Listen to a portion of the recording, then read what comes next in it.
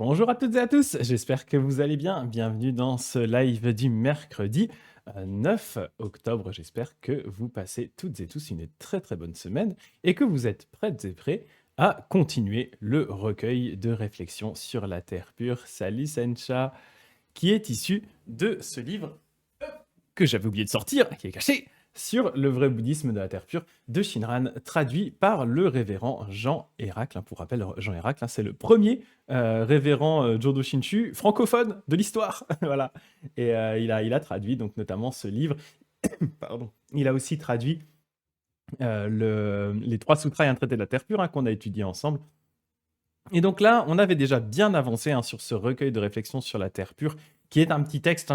Salut Tomoyo, salut Amandine. Le recueil de réflexion sur la Terre pure, comme je dis, c'est un petit texte qui est très intéressant, mais qui est assez condensé. C'est un texte qui a cet avantage de présenter la doctrine de Shinran voilà, de façon simple. C'est un mini, je dis souvent mini Kyogoshinsho. Kyogoshinsho, c'est l'œuvre principale de Shinran, qui est pour le coup un vrai livre, un gros pavé. Là, c'est comme s'il avait pris son ouvrage principal et il dit allez, je le condense à fond et j'en fais un petit texte. Sauf que, eh bien, le problème, c'est qu'il est tellement condensé qu'il est des fois un petit peu difficile de s'y retrouver dans ce texte-là. Donc, le but, eh bien, avec ces sessions, c'est de vous aider à mieux comprendre ce texte, vous donner des clés de lecture. Et salut à Epony, les Dagdag aussi qui sont là. Hello, hello. Donc, comme je disais, on avait déjà pas mal avancé. En fait, on en était à la conclusion de ce texte. Alors, je dis conclusion parce qu'en fait, ce texte, en réalité, il est en 3 parties. Il y a une partie doctrinale qu'on est en train de regarder, où vraiment il parle de ses enseignements, et c'est la partie là qui s'achève par la conclusion. Et ensuite, il a un poème et une série de questions-réponses. Alors, le poème, je pense pas le faire en live, tout simplement parce qu'il est assez long, et surtout parce qu'en fait, il ressemble beaucoup au Shoshinge. Donc, je pense pas que ça vaille énormément. Salut, c'était caché, ça fait longtemps. Je pense pas que ça vaille énormément le coup de faire le poème directement en live. Déjà parce que ça prendrait énormément de sessions de faire tout le poème. Et surtout parce que, voilà, comme je dis, il ressemble beaucoup au Shoshinge. Donc, en fait, c'est vraiment quasiment un. C'est pas exactement le même, mais c'est voilà, il est très très proche. Du coup, pour cette partie-là, poème, je vous conseillerais de vous reporter. Salut Pili, vous reporter à mon commentaire du Shoshinge que je viens de publier, qui va du coup vous donner tout ça. J'ai écrit un livre de plus de 100, je sais même plus combien il fait, 160 pages de la dernière version, sur le Shoshinge. Donc voilà, ça m'évite de le refaire en live. Voilà, je vous conseille de vous reporter à ça. Et salut Inoshishi. Et par contre, on va peut-être faire quand même la session de questions-réponses qui sont posées à la fin, qui se discutent notamment du concept du cœur unique. Alors, je ne ferai pas la session de questions-réponses d'une façon aussi détaillée que ce que j'ai fait ici, mais je vais plutôt le faire comme je faisais mes lives d'avant, c'est-à-dire que je vais vraiment le prendre, le lire avec vous et le commenter en direct. Je pense que ce sera plus simple. Et surtout qu'en fait, il ne me reste qu'une session, une seule session après celle-ci de mercredi avant de partir au Japon. Donc, je suis un petit peu limité aussi ne serait-ce que temporellement, pour faire tout ça. Donc voilà. Donc en tout cas, aujourd'hui, on va finir la partie doctrinale, qui était surtout la partie que je voulais faire avec vous. Et donc, comme je disais, semaine prochaine, on fera peut-être la partie questions-réponses. Et pour le poème, je vous invite à vous reporter à mon commentaire du Shoshinge, qui est sensiblement identique. Voilà. Salut les samis, que dit Inoshishi. Salut. Les amis, les samis. Alors pour rappel, donc je disais, on en était à la fin, en fait, on avait vu vraiment tout le développement de la partie doctrinale. On avait vu la partie l'enseignement, donc sur quel sutra se base l'enseignement de Shinran. Ensuite, la pratique, quelle est sa pratique qui met en avant? Cette pratique, c'est le Nembutsu, la récitation du nom du Bouddha Amida. Ensuite, il y avait le chapitre sur la foi, Shinjin, qui est vraiment crucial pour Shinran, qui est vraiment la clé de voûte de son enseignement. C'est Shinjin, le cœur qui s'en remet au Bouddha Amida. Et ensuite, on avait vu ensemble la semaine dernière la réalisation. Donc, qu'est-ce que, du coup, cet enseignement, cette pratique et cette foi, donc ce Shinjin, permettent de réaliser? On avait vu la semaine dernière que cette réalisation, elle se fait dans 2 sens. Il y a un sens pour nous faire aller dans la terre pure, donc qui pour Shinran est l'équivalent du nirvana, ce qui nous permet de sauter par-dessus les destinées mauvaises, sauter par-dessus les étapes des bodhisattvas, pour ensuite, dans un deuxième mouvement, et ça c'est la deuxième partie de la réalisation, retourner dans le monde pour aller aider tous les êtres. Donc ça, c'était ce qu'on avait vu, le mouvement dans les 2 sens. Voilà. Et Pony qui dit aujourd'hui, je commence le Shinge, du coup, merci beaucoup, merci à toi. Merci à toi. Et donc là, on en était à la conclusion, et il y a, mine de rien, encore pas mal de choses à dire dans la conclusion, parce qu'en fait, il va aborder dans la conclusion un certain nombre d'éléments qu'il n'avait pas eu l'occasion d'aborder dans le reste du texte. Hop. Et donc, je vous propose déjà, comme d'habitude, de lire cette conclusion et ensuite on va regarder ça partie par partie. Conclusion. C'est le jour où devinrent tout à fait mûres les conditions favorables à la révélation de la terre pure que Devadatta, le cousin du Bouddha, poussa Ajatasattu à commettre ses crimes et que Shakyamuni poussa Vaidéhi, qui se plaignait de vivre dans un monde pollué, à choisir d'aller renaître au pays de la sérénité. Quand je réfléchis joliment là-dessus et que j'y pense en toute quiétude, je vois que c'est grâce à la compassion de Devadatta et d'Ajatasattu que Shakyamuni eut l'opportunité de nous révéler jusqu'au fond le pur cœur d'Amida. C'est en ayant de telles pensées que l'auteur du traité sur la terre pure se mit à propager la foi pure, immense et inempêchée, enseignant partout et convertissant la multitude des êtres souffrant de pollutions diverses. Le prince de nos maîtres chinois, Tan Luan, mit en lumière qu'aller dans la terre pure et revenir en ce monde sont dus au transfert en nous du pouvoir de la grande compassion. C'est avec soin que Tan Luan proclama partout ce que signifie en profondeur le salut par autrui et l'action qui sauve autrui. Le pouvoir transformant et salvifique du sage est orienté vers la délivrance de tous les êtres ordinaires et stupides tels que nous, et le cœur immense ainsi que la pratique n'ont de raison d'être que dans le but de guider les grands criminels et ceux qui ont coupé toute racine de bien. Hop, je vais bouger. Pardon. Voilà. Pour tous maintenant, qu'on soit moine ou laïque, le vœu du grand compatissant est le navire, tandis que la pure pensée de foi est le vent favorable, et que dans la nuit de l'ignorance, la perle précieuse du mérite d'Amida est le flambeau. Si ton cœur est troublé, que tu ne comprennes pas tout ce que je te dis, engage-toi quand même sur cette voie avec dévotion. Aussi lourdes que soient tes actions mauvaises, aussi nombreuses que tu vois les obstacles, une telle foi les détruira jusqu'à la racine. Hélas, comme c'est difficile au cours de nombreuses existences de nouer des liens d'affinité avec la promesse universelle. La foi pure et véritable risque de ne plus être reçue durant 100 000 milliards d'années.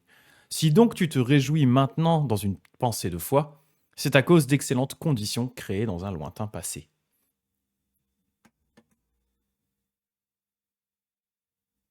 Si ce don de la foi se trouve couvert en toi par le filet du doute, tu devras endosser encore de nombreuses existences durant d'innombrables milliards d'années. Comme il est vrai, ce principe selon lequel tous ceux qui disent le Nembutsu sont embrassés ne sont plus jamais abandonnés. Comme il est fort cet enseignement qui affirme que c'est en un seul bond que l'on saute directement dans la terre pure. Quel bonheur quand je pense que moi, l'imbécile tondu, j'ai planté ma pensée de foi dans le champ du Bouddha grâce à la promesse universelle. Parce que le courant de mes passions se perd dans l'océan de la loi inconcevable, je loue ce que j'ai entendu et je me réjouis de ce que j'ai reçu. Si j'ai rassemblé ces paroles véridiques du Bouddha et publié les explications qu'en ont donné les maîtres, ce fut seulement pour rendre hommage à l'insurpassable Honoré et le remercier pour sa grande bienveillance. Donc à nouveau, vous voyez, c'est quand même assez touffu pour une petite conclusion. Il y a pas mal de choses et comme je disais, il y a certaines notions intéressantes qu'on n'a pas forcément abordées dans le détail dans le reste du commentaire. Donc on va pouvoir regarder ça ensemble, on va reprendre partie par partie et on va discuter de tout ça. Alors, je vais pouvoir remettre ma tête. Normalement, je ne devrais pas trop gêner. Voilà, je vais me remettre là. Pouc. Premier point qui est assez intéressant ici. C'est le jour où devinrent tout à fait mûres les conditions favorables à la révélation de la terre pure que Devadatta poussa Ajatasattu à commettre ses crimes et que Shakyamuni poussa Vaidéhi, qui se plaignait de vivre dans un monde pollué, à choisir d'aller renaître au pays de la sérénité. Quand je réfléchis joliment là-dessus et que j'y pense en toute quiétude, je vois que c'est grâce à la compassion de Devadatta et d'Ajatasattu que Shakyamuni eut l'opportunité de nous révéler jusqu'au fond le pur cœur d'Amida. D'ailleurs, ce point ici, c'est un point qu'il reprend également dans la préface du Kyōgyō Shinsho, donc au début de son ouvrage principal, le Kyōgyō Shinsho. Il commence globalement par parler de ça, alors que là, il en parle à la fin de son petit traité, de son recueil sur la terre pure, juste comme ça pour information. Du coup, c'est un point qui est important pour lui parce qu'il le reprend aussi vraiment dans le Kyōgyō Shinsho. Et donc, pour rappel, ceux qui ont suivi le Sutra des Contemplations qu'on a étudié ensemble en live, vous vous rappelez globalement de cette histoire, mais je vais quand même le rappeler pour ceux qui n'auraient pas suivi ces lives-là. Le Sutra des Contemplations, c'est un des 3 sutras de la Terre pure, et c'est un sutra qui justement va raconter cette histoire de Ajatasattu, Vaidéhi, etc. Donc, dans le Sutra des Contemplations, ce qui se passe, c'est que suite aux machinations de Devadatta, c'est le cousin du Bouddha, le prince Ajatasattu va faire enfermer son père, le roi, et va le laisser mourir de faim. Il fait un bon vieux régicide à l'ancienne, mais en mode un peu trash. Il le laisse mourir de faim dans une prison. La reine Vaidéi, mère d'Ajatasattu et donc la femme du roi, hein, elle est prise en flagrant délit en train d'essayer de nourrir le roi en cachette. Le sutra raconte hein, qu'elle cache, notamment, elle s'enduit elle-même de miel et elle cache du jus de raisin ou du vin dans un gros collier qu'elle porte autour du cou. Et du coup, elle arrive voir le roi et du coup, le roi peut se nourrir comme ça. Elle fait passer de la nourriture en douce. Sauf qu'elle se fait poucave par un des gardiens de la prison qui va prévenir Ajatasattu que donc sa maman est en train d'essayer de sauver le roi qui est censé mourir de faim. Parce que Ajatasattu, il se disait, c'est bizarre, ça fait longtemps qu'il est dans la prison à mourir de faim et il meurt pas de faim. Il y a un truc qui est bizarre, il y a un truc qui va pas. Et oui, parce que la reine vient régulièrement le voir avec de la nourriture. Donc il s'énerve un petit coup contre sa maman et il hésite à la tuer. Il est finalement retenu par ses conseillers qui lui disent tuer un roi, tuer son père quand t'es prince, ouais. Franchement, ouais, ils l'ont tous fait, c'est classique, hein, je veux dire, il y a plein d'histoires de princes qui tuent leur père le roi pour prendre le trône. Vraiment, limite, si tu le fais pas, c'est un peu cringe, quoi. Par contre, tuer ta maman, ah non, non, ah, comme dit Gulli, hein, pas les mamans. Hein. Du coup, les conseillers sont, ah non, non, hein, si tu tues ta maman, nous, on se casse. Hein. Franchement, on cautionne pas, on a dit pas les mamans. Vraiment, il lui explique pas les mamans, et du coup, il fait d'accord. Et donc, à la place, il va l'enfermer tout au fond du palais, mais voilà, il la laisse pas mourir de faim ni quoi, hein, c'est juste il l'enferme loin de lui, tout au fond du palais. Et là, elle se désole, elle se déplore des conditions horribles hein, de notre monde Saha, où notamment son fils est en train de laisser mourir son père, le roi, donc, voilà, qui est assez horrible. Et donc, elle va demander de l'aide au Bouddha, et ce dernier va venir lui prêcher au sujet du Bouddha Amida et de sa terre pure. Donc ça, c'est les événements qui sont décrits dans le Sutra des Contemplations, on a étudié ensemble. Hein. Et en fait, pour Shinran, ce qui est assez marrant quand on lit cette conclusion du recueil de réflexion sur la Terre pure, c'est qu'on a l'impression qu'en fait, pour lui, tous ces événements sont d'une certaine façon un petit peu scriptés. C'est une espèce de scénario où les différents protagonistes sont comme des acteurs, c'est-à-dire que pour lui, ce sont des bodhisattvas qui prennent une apparence humaine et qui vont générer ces différents événements pour donner un prétexte à Shakyamuni, au Bouddha Shakyamuni, d'enseigner le bouddhisme de la Terre pure. Comme s'ils étaient scriptés hein, pour nous permettre de révéler la voie de la Terre pure.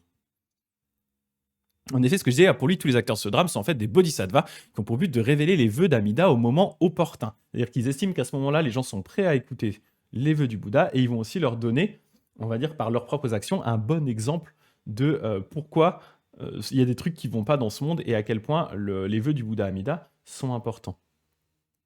Ainsi, pour Shinran, hein, même les deux méchants, et c'est là où c'est très intéressant, les deux méchants de l'histoire que sont Devadatta et Ajatasattu, et bien même pour lui, ils sont considérés comme des êtres de grande compassion, puisque ce sont eux qui vont déclencher cette chaîne d'événements. Il le dit, hein, du coup, quand j'ai réfléchi joliment là-dessus, que j'y pense toute quiétude, je vois que c'est grâce à la compassion de Devadatta et d'Ajatasattu que Shakyamuni a eu l'opportunité de révéler jusqu'au fond le pur cœur d'Amida. Donc il va vraiment traiter hein, Devadatta et Ajatasattu, qui sont vraiment les deux grands méchants de l'histoire. Hein. Devadatta, c'est vraiment juste le méchant du bouddhisme. Hein. C'est un peu, pour reprendre un thème un peu plus chrétien, c'est un peu le Judas du bouddhisme. Hein. C'est vraiment un peu l'archétype de la mauvaise personne qui trahit le Bouddha. Ajatasattu, voilà, qu'on voit qui laisse mourir son père de faim, qui a manqué de tuer sa mère, etc.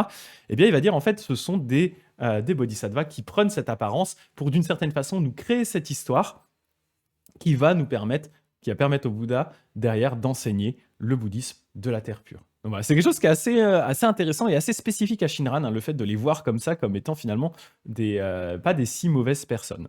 C'est assez surprenant.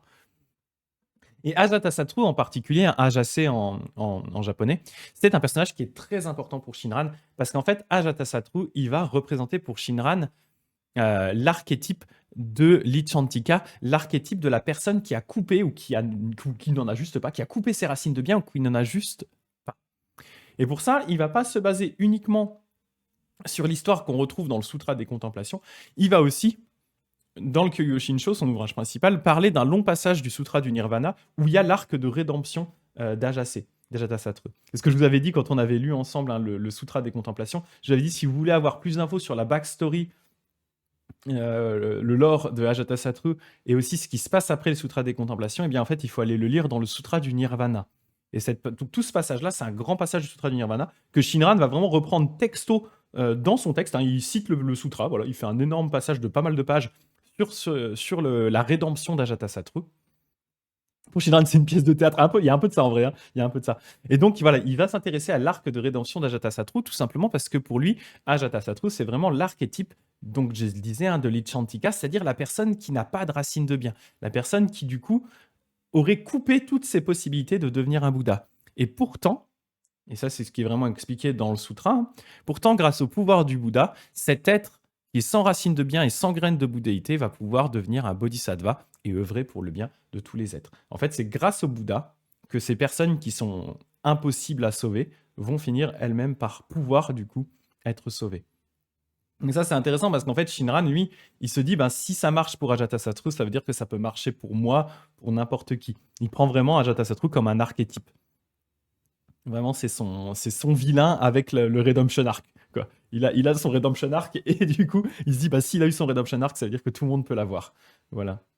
Les Bodhisattvas, ils s'amusent à monter des pièces de théâtre pour nous apprendre des trucs. Exactement, exactement. Donc voilà, c'est intéressant parce que vraiment, c'est surprenant, hein, de lire le passage du Sutra des Contemplations et le passage du Sutra du Nirvana et se dire, waouh, Ajatasattu, en fait, c'est un peu un modèle pour nous. Non, c'est un peu bizarre. Mais on comprend la logique derrière. On comprend la logique en disant, bah voilà, si même la pire personne est sauvée par Amida, eh bien ça veut dire que même nous, en fait, hein, d'une certaine façon, on le sera également. On le sera également. Voilà. C'est en ayant de telles pensées que l'auteur du traité sur la terre pure se mit à propager la foi pure, immense et inempêchée, enseignant partout et convertissant la multitude des êtres souffrant de pollutions diverses. Donc ce passage, ça fait référence en fait au traité de Vasubandhu, qui se trouve dans le livre Trois Sutras et un traité de la Terre pure. On a fait les Trois Sutras, mais on n'a pas fait le traité de la Terre pure. Il nous manque le traité de la Terre pure qu'on n'avait pas étudié parce qu'il est peut-être un peu plus complexe d'une certaine façon. On le fera, je pense, hein, de toute façon à l'occasion. Et donc, voilà, ici, c'est une référence à ce traité-là, donc à Vasubandhu. Et on l'avait vu un petit peu avant, hein, parce que Shinran, dans le recueil de réflexions sur la Terre pure, va citer justement, hein, ce traité sur la Terre pure, et il va écrire un poème sur le traité de la Terre pure, il va en parler, et il parle notamment du concept du cœur unique. Et ça, c'est un élément qui est très important pour Shinran. Salut, Mister Kiss Cool. Et Evan qui dit Maître Vasubandhu, mon maître à penser. Dans ton cœur, Tenjin. C'est Tenjin en japonais. Du coup, oui, je disais l'importance du cœur unique. Ce cœur unique, en fait, c'est tout simplement Shinjin. Et en fait, c'est en lisant justement Vasubandhu que Shinran a compris que dans le grand sutra, quand on parle des trois cœurs, que sont le cœur sincère, la foi réjouie et le désir de renaître dans la terre pure, en réalité, on ne parle que d'un seul cœur, qui est le cœur unique de Shinjin, donc de la foi, qui est transféré par le Bouddha Amida. C'est un cœur qui est caractérisé par l'absence de doute. Et donc, il ne vient pas de nous, il vient, en tout cas pour Shinran, il ne vient pas de nous, il vient directement du Bouddha Amida. Et donc, il regroupe en lui naturellement les trois cœurs. On n'a pas besoin d'essayer de générer séparément un cœur sincère, une foi réjouie et le désir de renaître dans la terre pure. À partir du moment où on s'en remet entièrement au Bouddha Amida, ces trois cœurs qui sont dans le grand sutra d'Amida, eh bien, ces trois cœurs, le grand sutra de vie infinie, ces trois cœurs sont immédiatement et naturellement réalisés en nous par le Bouddha Amida. Et ça, Shinran en a eu cette intuition en lisant le traité sur la terre pure de Vasubandhu. Donc c'est pour ça qu'il dit bien, il se mit à propager la foi pure, immense et inempêchée. Inempêchée tout simplement parce que cette foi, elle n'est pas bloquée. Cette foi qui vient du Bouddha Amida, elle n'est pas bloquée par le mal qu'on a pu commettre, par la noirceur de notre cœur. Hein, ce n'est pas un blocage. Elle est inempêchée au même titre que la lumière du Bouddha est inempêchée. Et ça, elle s'adresse du coup justement aux êtres petits gugus normaux, hein, souffrant de pollutions diverses. Grâce à cette foi pure, le cœur du Bouddha Amida, la multitude des êtres normaux souffrant de pollution peuvent atteindre la libération. Et donc ça, justement, c'est cette histoire de cœur unique. C'est justement le point sur lequel Shinran revient dans la partie sur les questions-réponses. Il va justement discuter de ça. Hein. Question-réponse, c'est vraiment un passage où il va parler de pourquoi est-ce qu'il estime que le traité, il commence comme ça, je vous le lis, puis on aura l'occasion de le faire un peu la semaine prochaine. Hein. Il dit justement, tu demandes, le vœu qui assure que l'on renaîtra dans la terre pure si on pense au Bouddha, le 18e, énumère trois cœurs. Mais pourquoi donc l'auteur du traité, donc Vasubandhu, ne parle-t-il que du cœur unique? Et donc là, ça va partir justement sur cette discussion. Donc je ne vais pas revenir énormément dans le détail du pourquoi Shinjin le cœur unique, le cœur qui s'en remet au Bouddha Amida et l'équivalent des 3 cœurs, tout simplement parce qu'on va le discuter la semaine prochaine. Voilà, on va en discuter la semaine prochaine. Voilà. Et Ponine qui dit en vrai j'adore ce traité de Vasubandhu, c'est drôle comme Shinran et moi on n'arrive pas du tout aux mêmes conclusions. Tout à fait, c'est normal, c'est Shinran est un peu particulier. Et du coup, tu dis et moi on n'arrive pas du tout à la même conclusion, à la même démarche de pratique. Lui, ouais, c'est pas une critique. Ouais, non, ça c'est des interprétations très différentes, mais Shinran de toute façon se caractérise souvent par ses interprétations un petit peu surprenantes, hein, faut avouer. Euh, Non mais quand même, Vasubandhu, tu vois Simon, ton prénom n'est pas signé. J'ai fait les 5 portes de commémoration, le cœur de ma pratique. Ouais, c'est ça. Et ça, c'est un point. Alors, on va pas forcément revenir dessus cette fois-ci, mais on aura l'occasion si on reparle de tout ça. Effectivement, cette histoire de 5 portes de commémoration, qui en fait, pour Shinran, n'ont pas forcément une. Alors, il en parle dans le Kyogo-Shinsho. En fait, pour lui, ces 5 portes, elles sont réalisées par le Bouddha Amida. C'est assez surprenant, mais c'est comme ça. Effectivement. Et du coup, Mister Kiss Cool, merci pour ton message. Je découvre avec bonheur ton stream, merci beaucoup.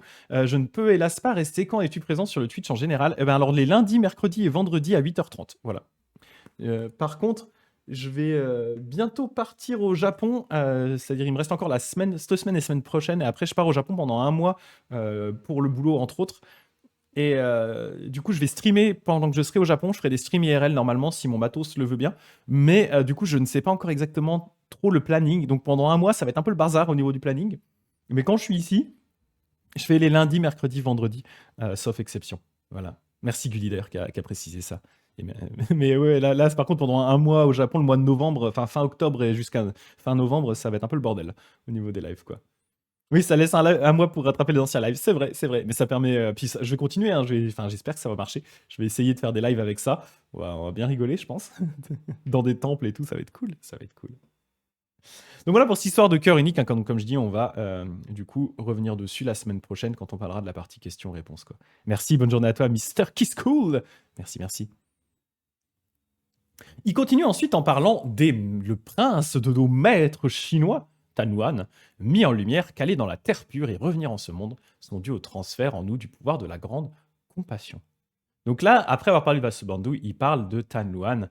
Et pour rappel, hein, Vasubandhu et Tan Yuan sont très importants pour Shinran, au point où le nom de Shinran est composé d'un caractère du nom chinois de Vasubandhu, donc le Ten Jin, donc le Jin de Vasubandhu, et le Ran de Donran, Tanluan, donc c'est Donran en japonais. Donc il a pris le Jin et le Ran. Et Jinran, c'est assez difficile à dire en japonais, donc ça devient Shinran.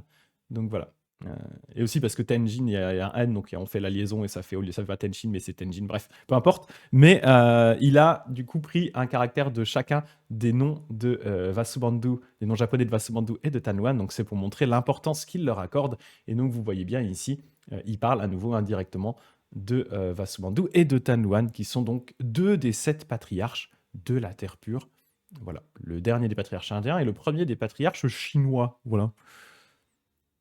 Et donc, dans son commentaire au traité de Vasubandhu, parce que voilà, le point pour lequel Tan Yuan est important pour Shinran et le point pour lequel il est principalement connu, c'est que donc Vasubandhu a écrit un traité et Tan Yuan a écrit un commentaire au traité. Et c'est le commentaire au traité qui est très très important pour Shinran, que Shinran va citer énormément dans son ouvrage principal, le Kyogo-Shinsho. C'est vraiment un texte qui est très important pour lui. Et donc, dans le fameux commentaire au traité de Vasubandhu, Tan Yuan c'est là où il va vraiment donner naissance, d'une certaine façon, il va vraiment le dire, il va donner naissance au concept de pouvoir autre, qu'on appelle donc Tariki. Il va vraiment utiliser ce terme de pouvoir autre. Et il dit notamment, hein, c'est par la condition du pouvoir de ce vœu du Bouddha qu'ils sauteront par-dessus le parcours des stades dans l'ordre habituel. Avec ça, si on réfléchit au pouvoir autre, comment se ferait-il qu'il n'en soit pas la condition suprême? Quelle opportunité pour les étudiants ultérieurs! Entendant qu'ils peuvent être véhiculés par le pouvoir autre, ils produiront le cœur de la foi, au lieu de leurs opinions personnelles étriquées de petits jeunes. Voilà. Il y a ce point qui est important, c'est cette notion de pouvoir autre. Donc, en fait, vous voyez vraiment ce combo qu'il y a en fait entre Vasubandhu et Tan Yuan. Vasubandhu apporte à Shinran l'idée du cœur unique, donc Shinjin, le cœur qui s'en remet entièrement au Bouddha Amida. Et derrière, Tan Yuan apporte à Shinran cette idée que tout, autant donc le cœur unique, ce cœur donc, dont parle Vasubandhu, que le Nembutsu, notre récitation du nom du Bouddha Amida, que notre réalisation, c'est-à-dire le fait d'aller dans la terre pure et le fait de revenir dans le monde, tout ça vient directement du pouvoir autre. Donc grâce à Tanluan et Avasumandu et à Tanluan, du coup, Shinran a deux de ses concepts importants. Shinjin, comme étant vraiment le cœur de son système philosophique, le cœur, et donc ce qui nous permet d'aller dans la terre pure, et derrière, le concept de pouvoir autre, qui est vraiment la base complète de son système, puisque tout le système de Shinran est un système basé sur ce qu'on appelle le pouvoir autre, c'est-à-dire le pouvoir du Bouddha Amida. Oh, déjà au boulot Dakdeg, il doit filer. Il n'y a pas de souci, salut Dakdeg, salut Dakdeg. Il l'a appelé Maître Tanluan le prince. C'est le prince.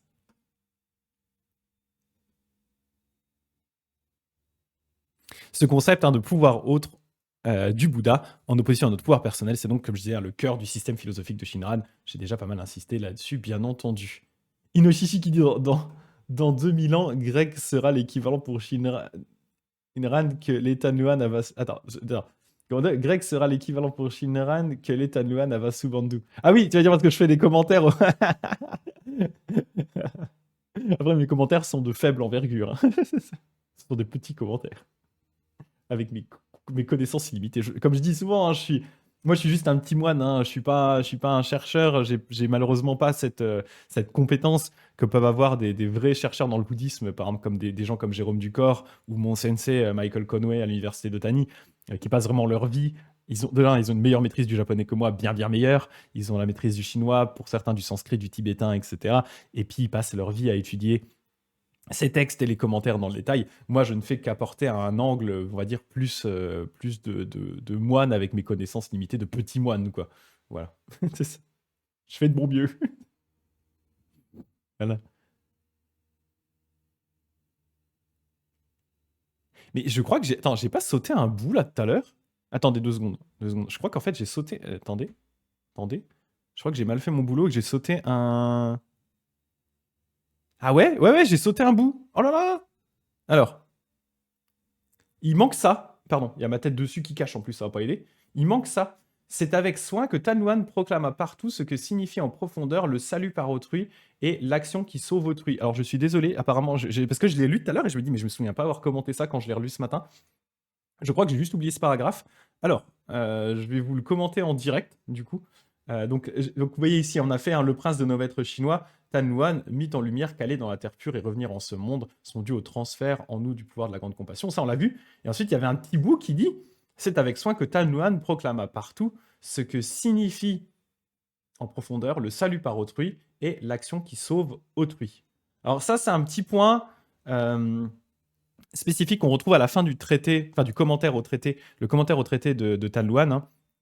Il y a un passage où justement il dit faites bien la différence entre cette idée de salut par autrui et l'action qui sauve autrui. En fait, ce qu'il veut dire par là, c'est que il y a deux éléments dans l'histoire. Il y a le Gugus qui est sauvé et il y a Amida qui sauve.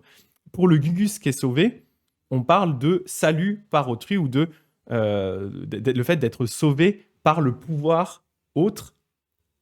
Alors que du point de vue d'Amida, c'est le pouvoir qui sauve autrui. C'est le pouvoir qui sauve les gens. Donc, alors, je sais pas, j'ai jamais trop compris en quoi c'était si important que ça, mais voilà, il le dit, ce qui signifie en profondeur le salut par autrui, l'action qui sauve autrui. C'est juste pour se rappeler qu'en fonction de l'angle suivant lequel tu te places, si tu te places du point de vue du pratiquant, c'est Amida qui te sauve. Si tu te places du point de vue d'Amida, c'est Amida qui sauve. Voilà. C'est juste ça. C'est juste ça. Mais il faut bien se rappeler, on devrait parler effectivement, si on se met du point de vue d'Amida, on devrait parler de pouvoir qui sauve autrui, et de notre point de vue, on devrait parler en tant que petit Gugus du pouvoir qui nous sauve, le fait d'être sauvé par autrui, sauvé par le Bouddha Amida. Mais voilà, dans les deux cas, c'est le pouvoir autre, c'est Amida. Voilà. J'avais pas forcément grand chose de plus à dire là-dessus. Et c'est jamais vraiment. J'avoue que c'est un des éléments qui m'échappe un peu en termes vraiment d'importance doctrinale. Je suis genre, oui, d'accord. C'est assez logique, mais d'accord. Voilà. Moi, j'appelle ça le pouvoir de l'amitié, dit Julie. On peut tout faire avec le pouvoir de l'amitié, normalement. Si à un moment, t'es dans la galère dans la vie, t'appelles au pouvoir de l'amitié, et normalement, ça te sauve. Oui, c'est comme dit Toméo, c'est de la logique, effectivement. C'est de la logique. Mais je pense que c'est vraiment pour se rappeler cette idée que nous, en tant que petits Gugus normaux, eh bien, c'est vraiment le pouvoir qui vient d'Amida, donc un pouvoir autre, qui nous sauve, nous. Voilà, je pense que c'est surtout pour insister sur cet aspect-là vis-à-vis de notre angle, et que vis-à-vis du Bouddha, effectivement, le Bouddha sauve tous les êtres. Voilà, je pense qu'on peut le comprendre comme ça. Et Eponine qui dit ailleurs en Chine, il y a bien des notions de pouvoir personnel et autres, mais pour nous, la pratique du Nyingpho relève du pouvoir personnel, donc le fait de réciter le nom du Bouddha Amida, mais il se synchronise au pouvoir autre par un phénomène qu'on appelle la résonance empathique. Oh, wow. Ou résonance causale, corrélative. Il n'y a pas de traduction française. Effectivement, ce qui rejoint un peu plus, hein, par exemple, ce qu'on retrouve dans le Tiantai ou le Tandai, notamment dans les textes de Zi, où je ne sais pas prononcer le chinois toujours, hein, donc Zi, Ji, Zi, Zi, je ne sais pas comment il s'appelle. Bref, le patriarche le plus connu du Tendai ou du Tiantai, qui explique justement qu'effectivement pour lui, en fait, il a un peu cette idée de aide-toi et le ciel t'aidera, en fait. C'est-à-dire, il a vraiment cette idée que on doit faire une partie du job et Amida a fait le reste. Donc on se retrouve un peu au milieu avec Amida. En fait, c'est un peu cette idée, voilà, comme dans le christianisme, hein, aide-toi et le ciel t'aidera. Là, c'est la même idée. En gros, récite le Nembutsu ou pratique et le Bouddha viendra t'aider derrière. Alors que Shinran, lui, il a vraiment cette idée très différente de dire que tu ne peux rien. En tant que Gus normal, tu auras beau faire ce que tu veux, ça ne sert strictement à rien parce que tout ce que tu fais est pollué. Donc la seule chose que tu peux faire, c'est t'en remettre au Bouddha Amida qui, pour le coup, lui, va être efficace. Donc c'est plus parce que Shinran estime que cet aspect du pouvoir personnel, de toute façon, est inefficace. Parce qu'on voilà, on n'est pas capable en fait de générer tout ça. C'est un point d'ailleurs, hein, j'ai juste revérifié dans la partie question-réponse du texte parce que des fois je la confonds parce qu'il y a le même passage qui est abordé dans le Kyogyo-Shinsho et du coup j'ai plus l'habitude du Kyogyo-Shinsho moi. Euh, oui, voilà, mais de toute façon, ouais, on va avoir l'occasion d'en discuter quand on va reparler de la partie questions-réponses, où il explique pourquoi est-ce que justement les trois cœurs qu'on retrouve dans le grand sutra de vie infinie, pourquoi est-ce que, donc cœur sincère, foi réjoui, désir de renaître dans la terre pure, pourquoi est-ce que ces trois cœurs, le pratiquant n'est pas capable de les générer par lui-même, pourquoi ils viennent du Bouddha Amida. Donc ça permettra justement de revenir un petit peu là-dessus, quoi. Et Poniki, t'inquiète, moi, mes amis chinois se moquent tout le temps de mon accent. Bah, disons, tu vois, je suis assez confortable en termes de prononciation japonaise, ça va. Non, alors, le chinois, faut pas me demander, hein. Là, j'ai fait une semaine de cours intensifs de chinois dans ma vie. Ça a pas suffi. Et Ponine qui se fait bully. C'est ça. Donc, bref, du coup, je suis désolé. Effectivement, je viens de voir que j'avais raté ce petit paragraphe, mais voilà, c'était, je voulais repris, donc il n'y a pas de souci. Ouais, puis c'est pas celui où il y avait le plus de choses compliquées à expliquer, donc ça va. Donc si on continue, je vais me remettre bien. Le pouvoir transformant et salvifique du sage est orienté vers la délivrance de tous les êtres ordinaires et stupides tels que nous. Et le cœur immense ainsi que la pratique n'ont de raison d'être que dans le but de guider les grands criminels et ceux qui ont coupé toute racine de bien. Ça, c'est un point qui va être important à discuter, qu'on n'a pas encore non plus trop abordé. Vous allez voir tout ça, on va en discuter. Donc le pouvoir transformant et salvifique du sage est orienté vers la délivrance de tous les êtres ordinaires et stupides tels que nous. Donc tout ça grâce à l'action du Bouddha Amida, hein, du coup, qui nous est expliqué par le Bouddha Shakyamuni.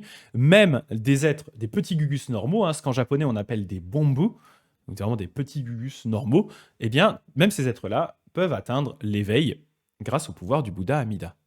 Et il va expliquer ici, hein, dans le Kogyo Shinsho, Shinran va citer ce poème que je trouve assez joli dans cette idée-là, hein, qui montre bien que tout le monde va pouvoir devenir des Bouddhas.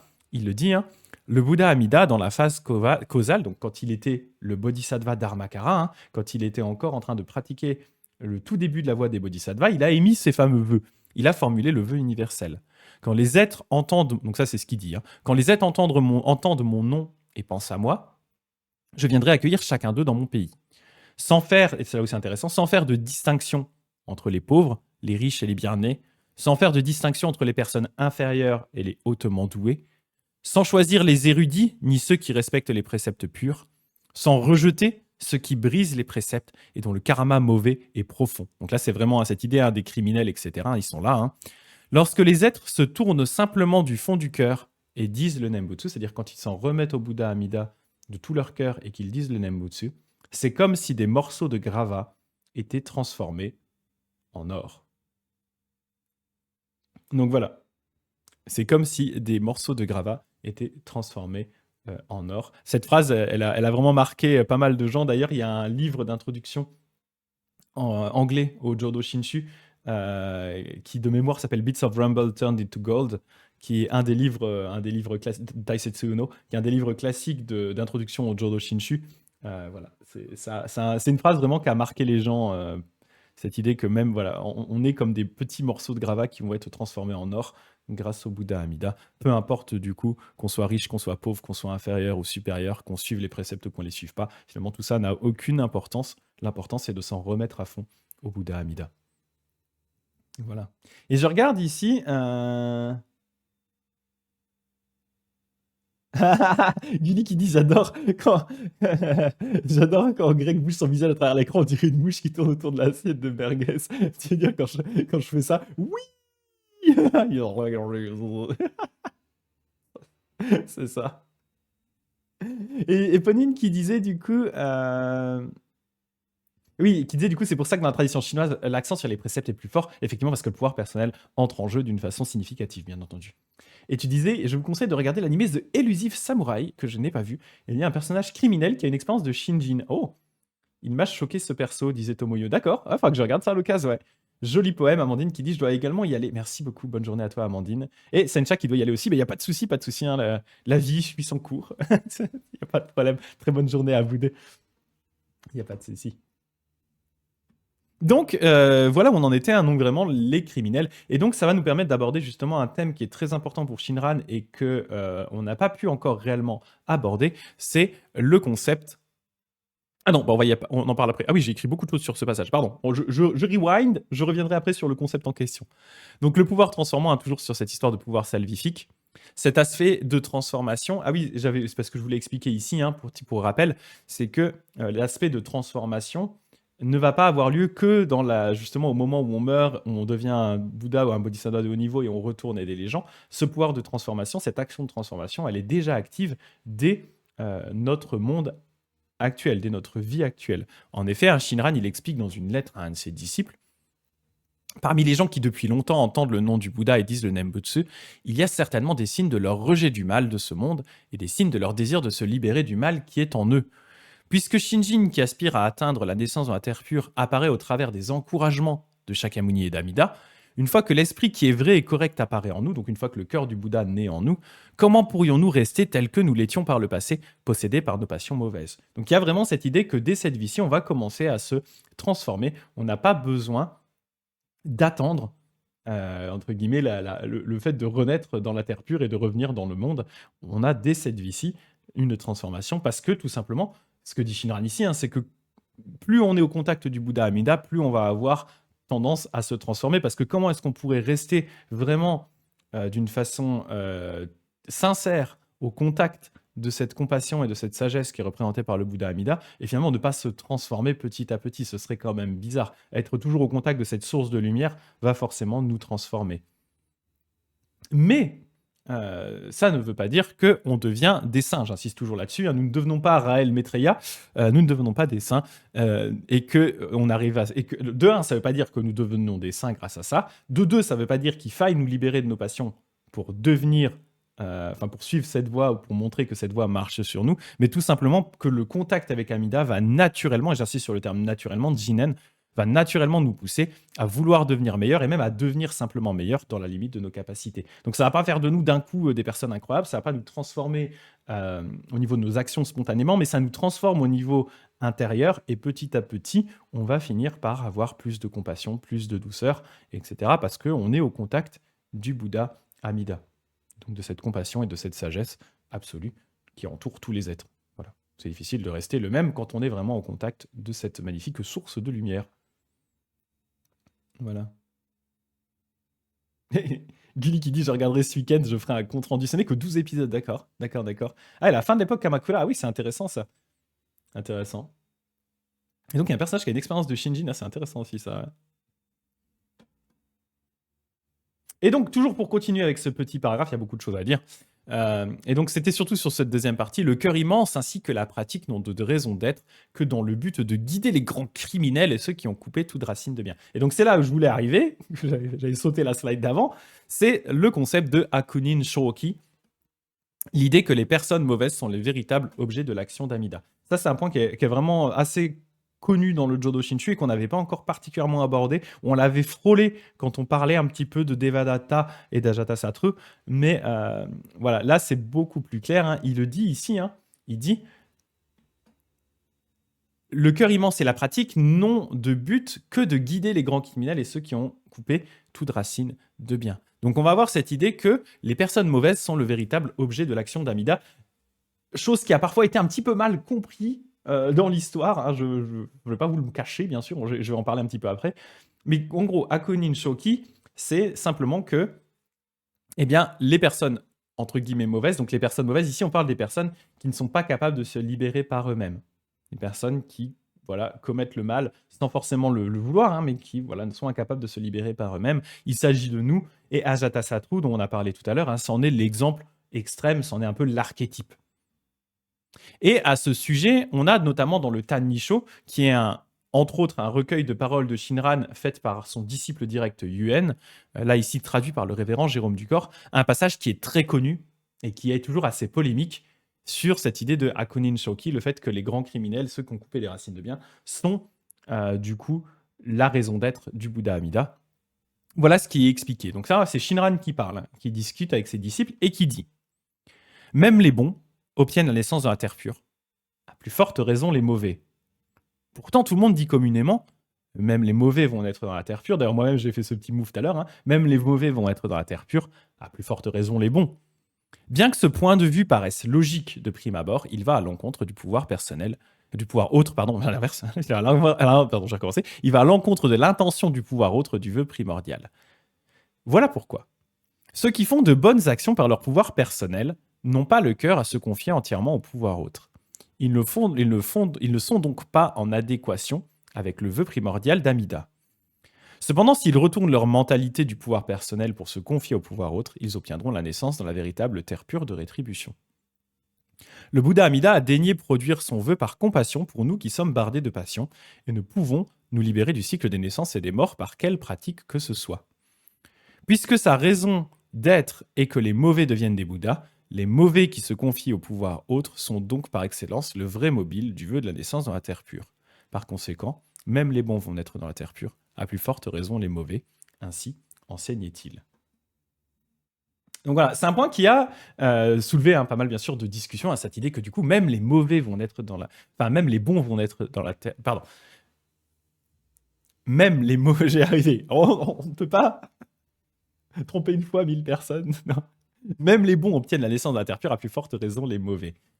Cette phrase, effectivement, elle peut paraître assez choquante, mais en fait, il faut bien comprendre ce que Shinran déjà entend par bon et par mauvais. Pour lui, ce qu'il entend par bon, c'est justement les pratiquants qui sont capables par eux-mêmes de pratiquer, de libérer, qui ont confiance dans leur propre force. Et du coup, en fait, ces personnes-là, elles vont avoir le problème de justement trop se baser sur leur propre ego, et elles vont avoir du mal à s'en remettre entièrement au Bouddha Amida. À l'inverse, les personnes qui sont qualifiées de mauvaises, ici c'est vraiment toutes les personnes qui seraient qualifiées de mauvaises par rapport aux préceptes bouddhistes, eh bien ces personnes mauvaises, qui sont en fait des petits gus normaux comme nous, eh bien ils vont vite se rendre compte de la limite de leur capacité, ils vont se dire ok, de toute façon moi je suis incapable de faire le bien par moi-même, et donc ils vont avoir plus de facilité d'une certaine façon à s'en remettre au Bouddha Amida, tout simplement parce qu'ils n'ont pas vraiment le choix, ils ne peuvent pas faire autre chose. Ça, c'est le premier point. Deuxième point qu'on peut aussi aborder, c'est cette idée que le Bouddha Amida, effectivement, va faire de sa priorité le fait de traiter les personnes qui sont le plus dans la difficulté. C'est un peu, on prend des fois cet exemple, hein, un peu comme des parents qui ont plusieurs enfants, quand un de leurs enfants est malade, eh bien, ils vont mettre leur attention plus particulièrement sur l'enfant qui est malade, plutôt que sur ceux qui sont en bonne santé et qui peuvent du coup se débrouiller par eux-mêmes en attendant. Du coup, le Bouddha fait exactement pareil. Il va mettre, d'une certaine façon, son attention plus poussée sur les êtres qui sont malades, les êtres mauvais, les êtres qui n'arrivent pas à s'en sortir par eux-mêmes, plus que sur ceux qui sont capables par eux-mêmes de se libérer des passions mauvaises. Après, ça ne veut pas dire, en fait, le Bouddha Amida, il entoure tout le monde et il accepte tout le monde et tout le monde est dedans. Mais voilà, il y a cette idée vraiment de dire, en fait, c'est ces personnes-là qui sont vraiment le but principal du Bouddha Amida, la raison pour laquelle il a choisi le Nembutsu, la raison pour laquelle il transfère ce cœur qu'est Shinjin, eh bien, c'est justement pour essayer d'aider les personnes qui sont le plus dans la galère au niveau de leur pratique. Voilà.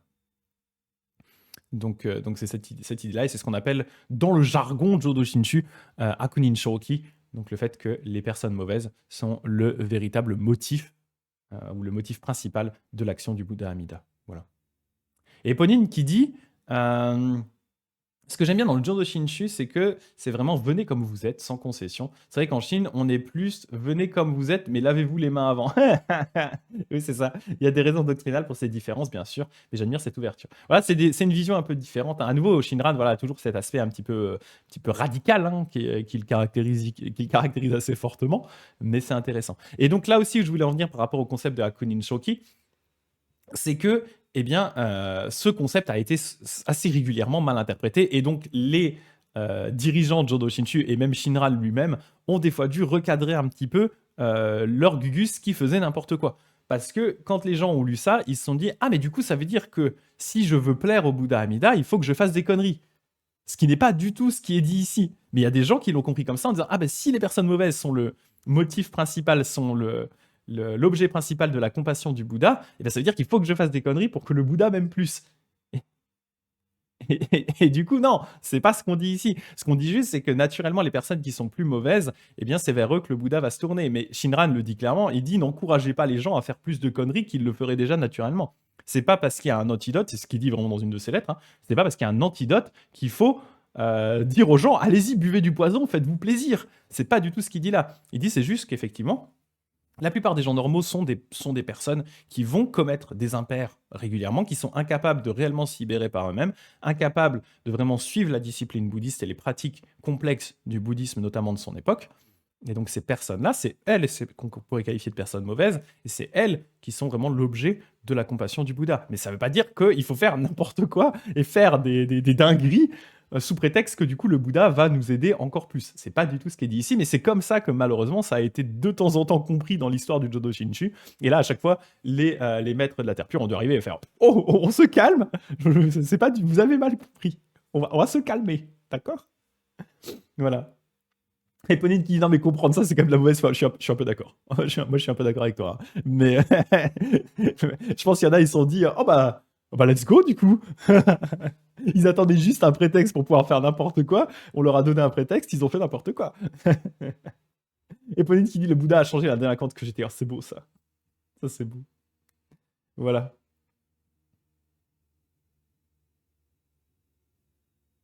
Ah, Guni qui dit, j'avais pas vu ton commentaire qui disait au-dessus, en fait, le Bouddha, c'est Bella de Maître Gibbs, le genre de femme qui sont le plus grand délinquant en gentleman.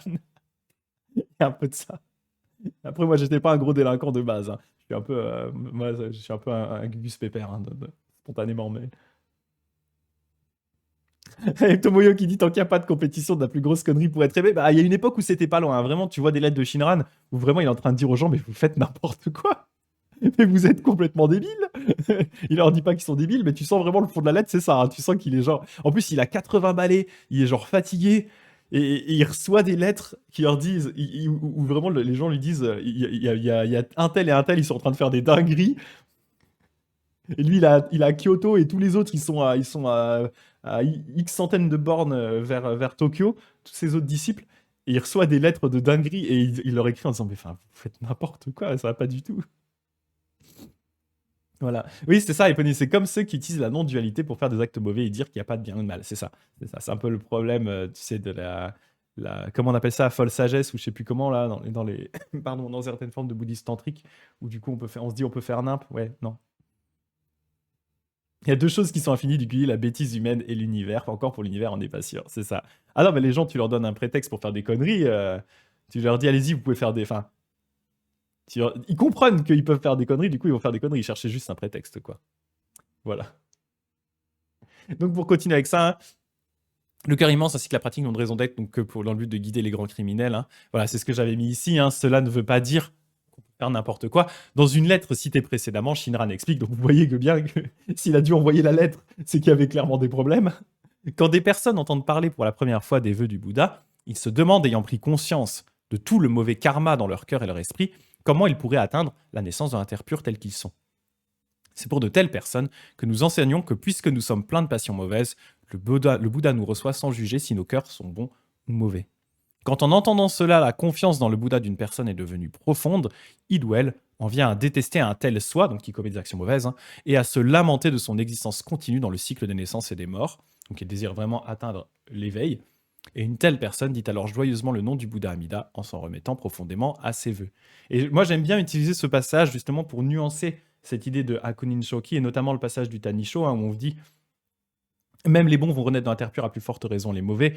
Où en fait, là, on voit bien Shinran, ce qu'il explique, c'est qu'en fait, la base de cet enseignement, c'est de dire aux gens, il n'y a aucun de vous qui est naturellement trop mauvais pour pouvoir suivre ces enseignements. Il y a certaines branches du bouddhisme où vous seriez peut-être exclus, mais pas dans le cadre du Bouddha Amida. Il n'y a rien de ce que vous ayez pu faire par le passé qui vous d'une certaine façon, vous empêche, vous élimine de la compassion du Bouddha, qui vous disqualifie, c'est le terme que je cherchais, qui vous disqualifie de pouvoir pratiquer cette voie-ci. Donc c'est pour ça qu'il dit, c'est pour rappeler aux gens ça, qu'on leur explique justement que, comme on le dit ici, hein, que c'est pour ça que pour de telles personnes que nous enseignons que puisque nous sommes pleins de passions mauvaises, le Bouddha nous reçoit sans juger si nos cœurs sont bons ou mauvais. Ce qui rejoint un peu l'idée, hein, du coup, même les bons vont aller dans la terre pure, à plus forte raison les mauvais. Mais derrière, il y a bien cette idée de transformation qui dit, mais du coup, quand une personne a entendu ça, quand elle a accepté ça, eh bien, naturellement, elle va en venir à détester le fait d'être une personne mauvaise, détester le fait de faire le mal. Et c'est ce qu'on dit ici, hein. Il y a certains textes qui disent que, justement, plus la lumière du Bouddha brille sur nous, et plus fort on voit notre propre ombre, en fait. C'est-à-dire que plus on baigne dans la lumière du Bouddha Amida, plus on prend conscience du mal qu'on commet au jour le jour, de nos actions mauvaises, etc. Et donc, plus naturellement, on va avoir envie de se changer et de se transformer. Voilà. Et Eponine qui dit, il y a aussi la sagesse et la compassion du Bouddha, ça au moins je suis sûr qu'elle est infinie. C'est ça, exactement, exactement. Donc voilà, en tout cas, c'est intéressant. Je voulais revenir sur ce concept d'Hakunin Shoki, et notamment comment ça a été compris, mal compris, et comment Shinran et les autres, ses descendants et les autres moines ont dû des fois rappeler un peu tout le monde à l'ordre en disant vous allez vous détendre, arrêtez de faire n'importe quoi, s'il vous plaît. Voilà. Pour tous maintenant, qu'on soit moine ou laïque, le vœu du grand compatissant est le navire, tandis que la pure pensée de foi est le vent favorable, que dans la nuit de l'ignorance, la perle précieuse du mérite d'Amida est le flambeau. Donc vous voyez ici, hein, d'ailleurs, qu'on soit moine ou laïque, hein, ça s'adresse vraiment à tout le monde, hein, comme je le dis souvent dans le Jodo Shinshu. Bien sûr, on a une classe de bons ou de moines, hein, typiquement moi, mais il n'y a pas de différence réelle en termes de la compassion du Bouddha pour la façon dont on va dans notre Shinjin, etc. Tous ces éléments-là, en fait, peuvent être identiques entre un moine et un laïc. C'est-à-dire que les moines n'ont pas de réalisation spirituelle supérieure à celle des laïcs. La seule différence principale, c'est surtout que eh bien, les moines, en général, c'est bien qu'ils aient quand même eu une expérience de Shinjin, parce que sinon c'est un peu bizarre, mais un peu cringe.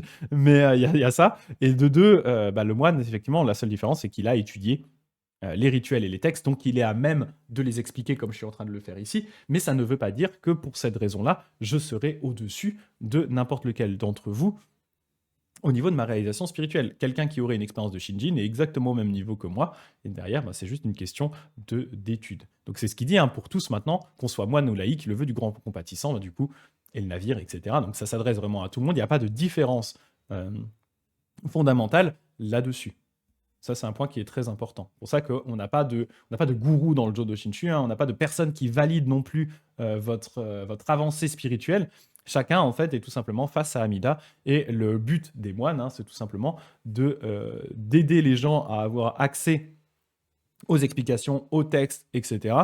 Mais derrière, ce n'est pas les moines qui donnent Shinjin, et ce n'est pas non plus les moines qui valident l'avancée des gens. Voilà. Nous, on est vraiment là, on est des facilitateurs, mais on n'est pas non plus là pour jouer les entremetteurs entre vous et Amida. On est juste des facilitateurs qui permettent d'acquérir ces informations, ces concepts, cette philosophie. Mais derrière, après, pardon, c'est à chacun d'avancer de son côté.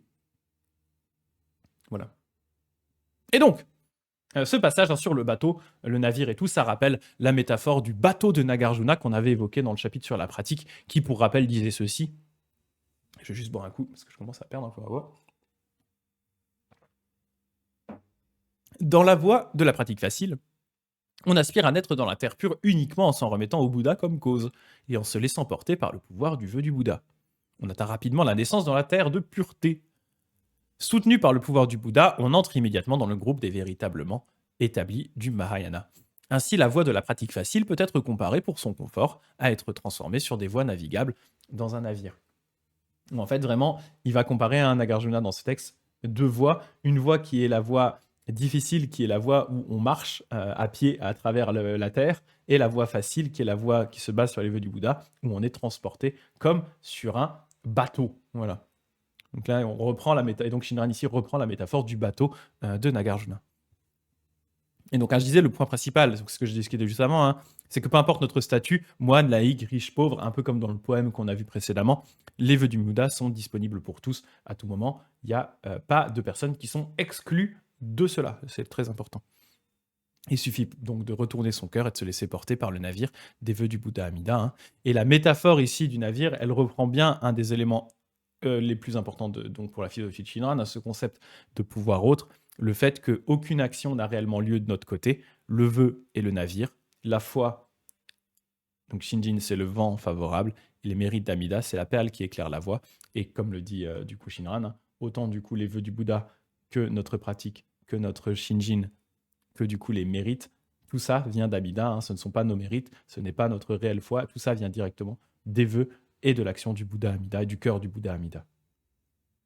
Voilà. Et je regarde un petit peu. Eponine qui disait qu'il faudrait organiser un grand quiz sur le bouddhisme. Un jour, lol. Bon, je ne participerai pas, ouais, ce serait triché. C'est avec des questions pièges. Question pour un bon bout. Pas mal le titre, Gulli, pas mal le titre. Nagarjuna, il est littéralement dans la liste des patriarches de toutes les écoles du Mahayana. Oui, oui.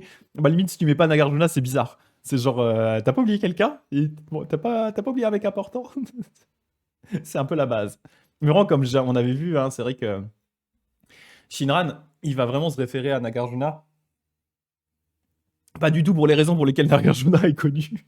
C'est ça qui est drôle. Il se base vraiment sur des extraits de son texte qui sont très spécifiques, notamment cette histoire hein, du coup de chemin facile versus voie difficile, et aussi cette idée que au stade de la joie, on atteint justement cette idée que grâce au vœu du Bouddha, en fait, on va pouvoir atteindre le stade de la joie, qui est ce stade en fait où on ne recule plus, et on l'atteint facilement grâce au Bouddha Amida, en prononçant son nom. Ouais, donc il insiste pas mal sur ces deux points-là, alors que c'est pas forcément trop pourquoi Nagarjuna est connu. Il est connu pour les enseignements sur la vacuité. Mais bon, Shinran, il prend ce qui l'intéresse, hein. Normal.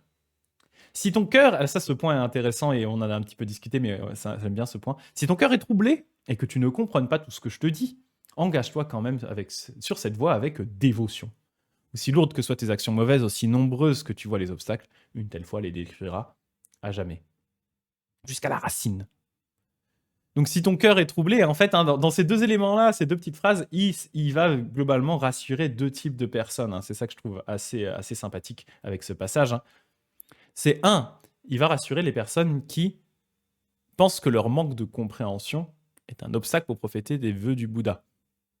En gros, ce qu'il veut dire par là, c'est qu'il n'est pas nécessaire, et moi c'est un point sur lequel j'insiste, hein, il n'est pas nécessaire de comprendre toutes les subtilités du système philosophique de Shinran ou toutes les subtilités des sutras pour pouvoir s'engager sur la voie de la terre pure. Il suffit de s'en remettre au Bouddha Amida en toute confiance et de réciter son nom. Justement, c'est une voie qui est censée être simple et facile, c'est-à-dire que même si vous n'avez jamais lu les sutras, même si vous comprenez qu'à moitié ce que je suis en train de raconter sur Shinran, tant que derrière vous comprenez que le Bouddha Amida, c'est le Bouddha de la compassion et de la sagesse absolue qui œuvre pour sauver tous les êtres, que vous vous en remettez à ce Bouddha-là et que vous prononcez le Nembutsu, en fait, c'est tout ce qu'il y a besoin.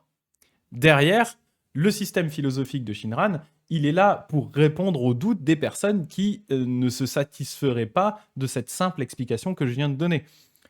Ils sont vraiment juste là pour ça. Parce qu'effectivement, il y a plusieurs types de personnes. Il y a des personnes qui ont besoin d'enseignements très simples, et il y a des personnes qui sont un peu geeks et qui aiment bien comprendre comment ça marche. Donc Shinran, il répond aux deux types de personnes, mais ici, il précise bien, si ton cœur est troublé, tu comprends pas tout ce que je te dis, c'est pas grave. Tu peux t'engager sur cette voie avec dévotion. Il suffit tout simplement de s'en remettre au Bouddha Amida et de dire le Nembutsu. C'est tout ce qui est nécessaire. C'est tout ce qui est nécessaire.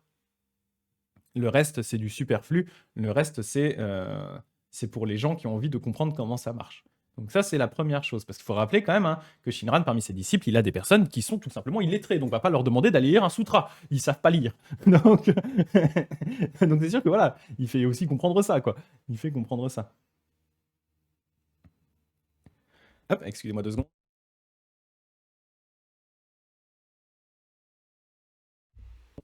Éponine qui dit la vénérable nonne du temple Fogang, Shan de Genève, était très surprise que je sois pratiquant de la terre pure. Que, comme elle dit, c'est plus rare chez les Occidentaux, ils n'ont souvent pas la foi nécessaire. En fait, c'est ça, ça reste vraiment une forme de bouddhisme qui s'adresse aux gens pour qui l'aspect dévotionnel est important.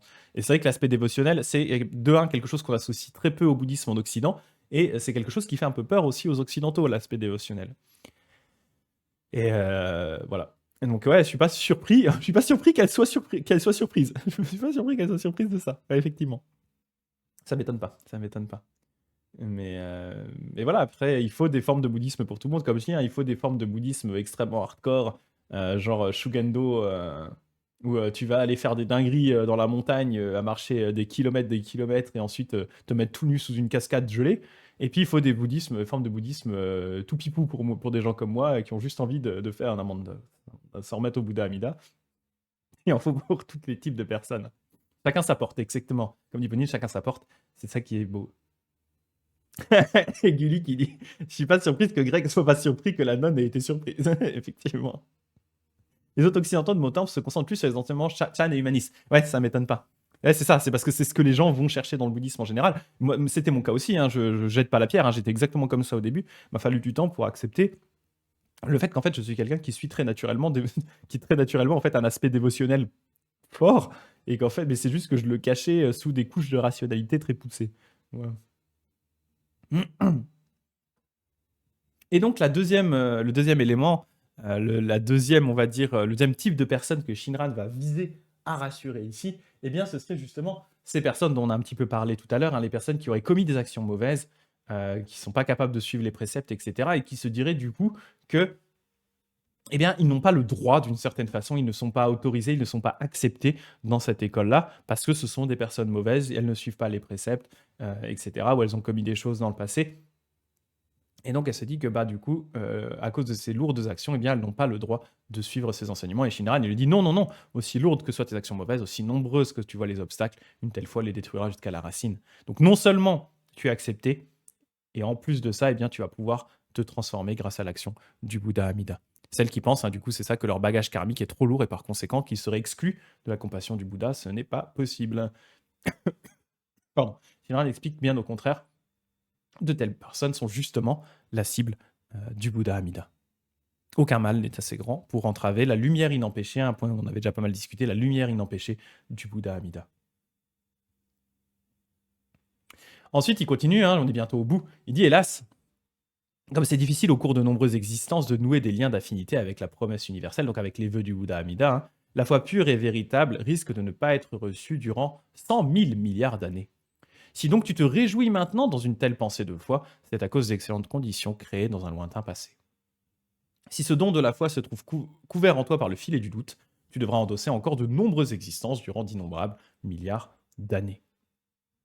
Et Shinran rappelle, hein, à quel point le fait d'être entré en contact avec ces enseignements, eh bien, c'est une opportunité rare qu'il ne faut pas laisser passer, et que bien que le Bouddha Amida concrètement œuvre en permanence pour nous sortir du cycle des naissances et des morts, eh bien la plupart du temps, nos propres conditions karmiques fait qu'on ne le prend pas en compte, on ne l'entend pas, on ne le voit pas, on ne le sait pas. Donc c'est comme si, je pense souvent à cette idée-là, hein, c'est comme si le Bouddha est en permanence en train d'essayer de rentrer dans notre cœur, il tape comme ça à la porte, et nous on est en train de, on a le casque à fond en train de jouer à Elden Ring, et on voit pas le Bouddha arriver. En fait, en gros, c'est ça qui se passe, quoi. Et donc, à un moment, pour une raison ou une autre, c'est comme si à force de taper à la porte, on finit par l'entendre, on décroche un coup d'Elden Ring et hop, on va aller voir le Bouddha. En fait, c'est ça concrètement qui se passe. Il encourage, hein, donc les personnes ayant été en contact avec les vœux du Bouddha et ayant des affinités avec ses enseignements à ne pas passer à côté en s'obstinant dans leur pouvoir personnel. Alors, ça, c'est Shinran. Hein, c'est pas une critique par rapport à notamment la voie que suit Eponine ou autre. C'est la vision de Shinran du truc. Pour lui, voilà, ce serait dommage du coup de ne pas s'en remettre entièrement au Bouddha Amida, mais c'est parce que c'est comme ça que lui comprend les choses. C'est Shinran, quoi. Le Bouddha doit passer par la fenêtre des fois, c'est ça. Le doute ici dont il est question, hein, c'est le fait surtout de douter de l'efficacité des vœux du Bouddha en préférant à la place s'appuyer sur ses propres forces. C'est ça en fait que Shinran appelle le doute. Hein. C'est se dire, ouais, le Bouddha, ouais, il est pas si efficace que ça, hein, du coup je vais y mettre du mien, je vais bosser comme un dingos. Parce que moi au moins je peux compter sur mes propres forces. On n'est jamais mieux servi que par soi-même, let's go. C'est ça en fait ce que Shinran appelle le doute. Le doute par rapport au Bouddha Amida. Et parfois, le Bouddha doit passer par la chatière. Excellent. Tant qu'il passe, c'est le principal. Et il y a un passage du Grand Sutra de la vie infinie qu'on a étudié ensemble qui illustre bien ce point dont il est question ici, qui dit « Même si les 3000 grands milliers de mondes étaient embrasés, tu devrais les traverser pour entendre ce sutra, t'en réjouir, y croire avec joie, le recevoir, le garder, le lire, le réciter et pratiquer ce qu'il enseigne. » Et pourquoi? Parce qu'il y a des bodhisattvas qui aspirent à entendre ce sutra, mais sans y parvenir. Si donc les êtres vivants entendent ce sutra, engagés sur la voie suprême, ils ne reculeront jamais plus. Voilà pourquoi c'est avec un cœur exclusif, donc Shinjin ici, que vous devez croire à ce sutra, le recevoir, le garder et pratiquer ce qu'il enseigne. Donc là, il explique bien à quel point c'est difficile d'être en contact avec ces enseignements et que même des bodhisattvas n'ont pas la chance karmique, l'opportunité karmique de pouvoir arriver à avoir accès à ces enseignements. Voilà. Et donc il continue, comme il est vrai ce principe selon lequel tous ceux qui disent le Nembutsu sont embrassés et ne seront plus jamais abandonnés. Comme il est fort cet enseignement qui affirme que c'est en un seul bond que l'on saute directement dans la terre pure. Donc le point ici, c'est un point qui est, pour les personnes justement qui ont un aspect un peu plus dévotionnel, cette idée que tous ceux qui lisent le Nembutsu sont embrassés par le Bouddha Amida, ne seront plus jamais abandonnés. Je dis souvent, le Bouddha les tient par la manche, moi j'ai des grandes manches de moine, il nous tient par la manche et il ne nous lâchera plus jamais. Oh, il y a des petits trucs bizarres avec les flèches.